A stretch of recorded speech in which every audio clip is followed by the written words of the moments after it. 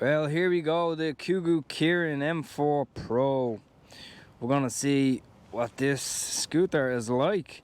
I'm gonna talk about, of course, exactly what I think about this scooter and what I like, what I don't like. So a lot of people would say that the Kugoo brand is not reliable. Some people say it is reliable. A lot of mixed reviews out there, so I thought I'd get one for myself. It was revised a couple of times from what I understand when this model did come out first. But I gotta say, a few good things about this so far. One is the top speed. I am getting around 45 kilometers an hour on this, and I will eventually do a GPS speed test on it just to confirm that. But at the moment, it's doing a great job, as you can see. Oh look, here's another guy. I think he's on a Kugoo Kirin also. Yes, he is. Let's talk about the things that I do like. Okay, the speed is good. The seat on it is actually quite comfortable. I didn't think it would be comfortable at all. Ooh, now as you all know, I do travel quite long distances in most of my videos. So I said I'll give a seat a try. So I'm very happy with that so far. Another thing that I like is that even though this scooter is quite cheap, the spec of it is actually not too bad. You get LED lights underneath the deck. You get front spring suspension. I'll talk about that in a minute. You also get rear suspension, which is just, again, spring. So I think the spec of it as a whole, with the speed, the suspension, the seat, you also have these foldable handlebars, which are very good, and they're not these spring-loaded handlebars, so you can easily screw them into place, and they hold quite well. If of course they come loose, you can just put a bit of tape there. It does have key start, 3 gears all around. It has a adjustable, which is what a lot of scooters should really have. It has an adjustable handlebar height. So if you are a taller person, this electric scooter should actually do the job, no problem at all. Along with that, you do have 10-inch hybrid pneumatic tires that are exactly the same that were on the Bogus C1 Pro electric scooter that I also reviewed. And by the way, I did buy this electric scooter myself. I did not get this given to me by Kugoo. I went along and bought it because I wanted to see what everybody was talking about. I'm going to be doing another video, by the way, because I have actually modified the controller just a small bit, and I have actually made the electric scooter a bit more water resistant, similar to what I done on my Varla Pegasus. It applies to most scooters, but where I live, especially coming into autumn now, winter, the weather will start to get really bad. So I will of course release that video at some stage. Okay, let's talk about the things. By the way, I will do a full review on this of course, but I want to put some mileage on this. And just for reference, at the moment I'm at about 150 kilometer mileage. So, and it's, of course, everything is okay so far, but as time goes on, will this electric scooter start to give me issues? And comment below, have you ever tried a Kugoo brand? Okay, so the things that I don't like about this electric scooter, the deck space on it is very small. When they did release this brand, this model, the very first time around, there was a bit more deck space, but they have basically changed that a little bit, and you have lost around 4 inches roughly at the front. So if you have big feet, if you wear boots like myself, it's not suitable for standing because it's not comfortable.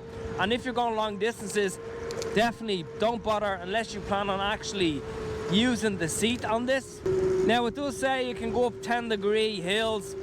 No way. I'd say around 5 degrees, 6 degrees at the most. It does have a 500-watt motor, and it's nice. It has a little bit of torque there, and I'm very happy with that. And of course you have the trigger type throttle, which I do like. Along with that, the grips, if you see my video there at the start, you would notice that the grips that come with this are terrible. They are really hard rubber, extremely uncomfortable, and the grips that I have now are actually from my Varla Pegasus. So of course, definitely change the grips. Along with that as well, you have front mechanical disc braking, rear mechanical disc braking, and it's not too bad. I do actually have to adjust it. I'm not sure if you can hear in the video, but the disc is a little bit rubbing. I haven't adjusted it yet because I only got the scooter. Another thing to keep in mind about this is that make sure, if you do get this electric scooter, by the way, it is linked below, and sometimes there is like discount codes there and you can get like money off it, which is what I got. I think at the time I got €100 off the electric scooter from what I can remember. So just go and have a look if you're curious. But yeah, definitely make sure everything is tight, particularly underneath the deck where the battery compartment is, where the controller unit is. A lot of them screws were loose, so definitely give them a squeeze and check everything else while you're at it. The suspension, like what I mentioned, it's hard for it to come across on video. The suspension does an okay job. I heard of some people modifying the front suspension, so I'm gonna have to look a little bit into that. And I know that a few people have changed out their handlebars for a fixed handlebar, but for me, I think the foldable handlebars are quite suitable because where I put it, it is quite a compact space. So those collapsible handlebars are actually really nice.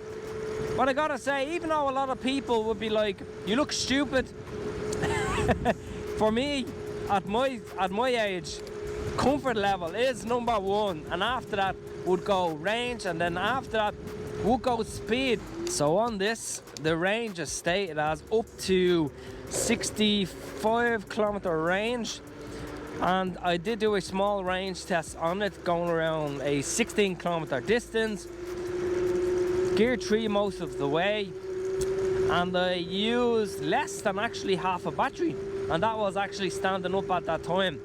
By the way, you do have a small horn here. It's not brilliant, so I'm going to stick my electronic bell on there. The folding mechanism is actually quite sturdy. I have heard also that the front nut on this electric scooter, holding in where the bearings are, has to be adjusted from time to time, and you can sometimes use the blue Loctite on that. So hopefully the stem itself doesn't give me a lot of issues. If it does, I'll address it. But to be honest, I'm really happy with it. I don't have any complaints at all about this little scooter, and the price alone is brilliant. You can't really complain about the price. Of course, with a decrease in price comes a decrease in quality control, everything else that goes with it. Let me just stop here for 1 second. But even saying all that, the lights, the suspension, hybrid tires, you got a seat there, you have the collapsible handlebars, you have the trigger throttle, you have a 0 start option if you want, you also have a key ignition here, you have the adjustable handlebars. What's not to like so far in anyway? The brakes, of course, I would love full hydraulic brakes on this, but you know, at the moment I'm not even thinking about that, to be honest. Quite happy as things are right now, as it stands at the time of this video. I will do a detailed review about how I've made it a bit more water resistant, and of course how I've made the controller, well, I've modified it a really small bit, not internally but externally. But if you want to see that video, of course keep an eye out. In the meantime, subscribe, and I'll talk to you in the next video.